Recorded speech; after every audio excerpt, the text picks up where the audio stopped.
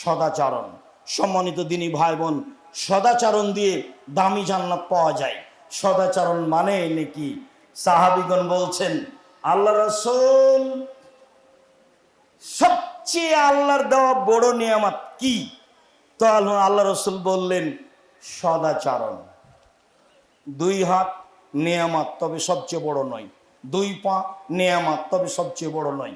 অর্থ সম্পদ নিয়ামত, তবে সবচেয়ে বড় নয়।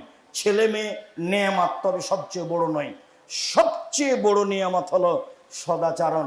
জাতিকে বুঝাতে পারলাম না সদাচরণ কি জিনিস। রাসূল সাল্লাল্লাহু আলাইহি সাল্লামকে জিজ্ঞাসা করে, আল্লাহ নবী, পাপ কি জিনিস, নেকি কি জিনিস? পাপ কি জিনিস, নেকি কি জিনিস? আল্লাহ রাসূল বললেন, নেকি হলো সদাচরণ।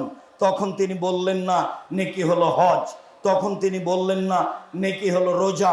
তখন তিনি বললেন না নেকি হলো কোরআন তেলাওয়াত। তিনি উত্তরে বললেন, নেকি হলো সদাচরণ। আবু হুরায়রা রাদিয়াল্লাহু তাআলা আনহু বলেন, রাসূল সাল্লাল্লাহু আলাইহি সাল্লাম বলেছেন, সদাচরণ, আল্লাহ তাআলা বলেন, সদাচরণ রহমান থেকে নির্গত হয়েছে। সদাচরণ রহমান থেকে নির্গত হয়েছে। আল্লাহ তাআলা বলেন, সদাচরণ, মান ওয়াসালাকে ওয়াসালতুহু, তোমাকে যে নিবে আমি আল্লাহ তাকে নিব। ওমান কাতাকে কাতাতহু, তোমাকে যে ছেড়ে দিবে আমি আল্লাহ তাকে ছেড়ে দিব। দলীয় দাপট দেখিয়ে একদিন বসবাস করেছে যে, তার সাথে আল্লাহ নেই। চাচাকে চাচিকে, ভাইকে বোনকে অপমান করে দিন কাটিয়েছে যেই, তার সাথে আল্লাহ নেই। আপনাকে এটা বুঝে নিতে হবে। ক্ষমতা দেখিয়ে, অর্থের যে কোনো, বিদ্যার যে কোনো ক্ষমতা দেখিয়ে বসবাস করেছে যে, তার সাথে আল্লাহ নেই। সদাচরণ, তোমাকে যে নিবে আমি তাকে নিব। সদাচরণ, তোমাকে যে ছেড়ে দিবে আমি তাকে ছেড়ে দিব। আয়েশা রাদিয়াল্লাহু তাআলা আনহা বলেন, সদাচরণ আরশ ধরে এভাবে ঝুলন্ত অবস্থায় আছে। সদাচরণ আল্লাহর আরশ ধরে ঝুলন্ত অবস্থায় আছে। থেকে বলে, পৃথিবীর মানুষ শুনে রেখো, মানুষালানি ওয়াসাহুল্লাহ, যে আমাকে নিবে আল্লাহ তাকে নিবে। ওমান কাতানি কাতাহুল্লাহ, আমাকে যে ছেড়ে দিবে আল্লাহ তাকে ছেড়ে দিবে। সদাচরণ নেই যার, আল্লাহ নেই তার। সদাচরণ নেই যার, আল্লাহ নেই তার। সদাচরণ আছে যার, আল্লাহ আছে তার। ভালো চাল চলন যার, আল্লাহ আছে তার। ভালো চাল চলন নয় যার, আল্লাহ নেই তার। সম্মানিত দিনী ভাই বোন, আবু মুসা আশআরী রাদিয়াল্লাহু তাআলা আনহু বলেন, পৃথিবীর মানুষ শুনে রেখো, আল মুমিন লিল মুমিন কাল বুনিয়ান, সদাচরণ দেখা চালানোর বাস্তবায়ন। সদাচরণ, পৃথিবীর মানুষ শোনো, এই সদাচরণ একটা আর একটার মধ্যে ঢুকে গেল, এর নাম সদাচরণ। যারা এরকম থাকতে পারে না, তার ভিতরে সদাচরণ নেই। নুমান ইবনে বাশির বলেন, পৃথিবীর মানুষ শুনে রাখো, আল মুমিনুনা কারাজুলিন ওয়াহিদ, সারা পৃথিবীর মানুষ একজন মানুষ। মাথা ব্যথা করলে সম্পূর্ণ শরীরে ব্যথা হয়, চোখ ব্যথা করলে সম্পূর্ণ শরীরে ব্যথা হয়। লোকটা বিপদে পড়েছে, আমিও ব্যথা পাচ্ছি। ভাইজান কি সমস্যা বলেন? টাকা লাগবে, তার নাম সদাচরণ। ভাইজান অ্যাম্বুলেন্স নিয়ে আসবো, তার নাম সদাচরণ। ভাইজান ডাক্তার ডেকে নিয়ে আসবো, তার নাম সদাচরণ।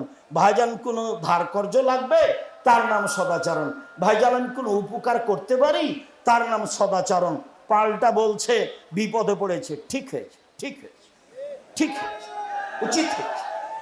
আমার চোখের সামনে 2টা ঘটনা আছে, আমার চোখের সামনে। তার একটা ঘটনা, 2 ভাই ঝগড়া করে জমি জায়গা ভাগ করলো আর ঢেঁকিতে কেটে ভাগ করে নিল। এটা আমার চোখের সামনে, ঢেঁকি কেটে ভাগ করে নিয়েছে 2 ভাই। তো এক ভাই ওখানে থাকবে না, তো বলছে, এই শোন, আমার ভাগটা এমন লোকের কাছে বিক্রি করব, তোকে তো দিব না, দিবই না, যে লোক তোকে গুতাতে পারে। এক ভাই আরেক ভাইকে বলছে।